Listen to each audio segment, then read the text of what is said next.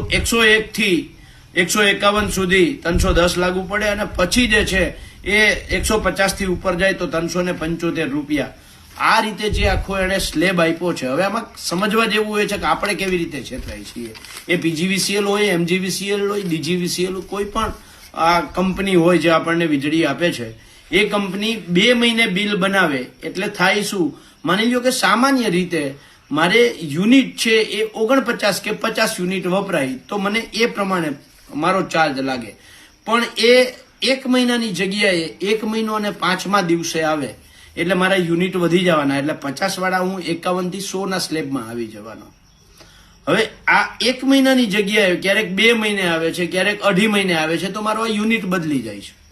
હવે આ લોકોનો દાવો, જે લોકોએ મને ફોન કર્યા અધિકારીઓ, એને એમ કહ્યું કે અમે દર 2 મહિને જે બિલ આવે છે એનું માસિક રીતે એને સ્લેબમાં કન્વર્ટ કરી અને કાઉન્ટ કરીએ છીએ.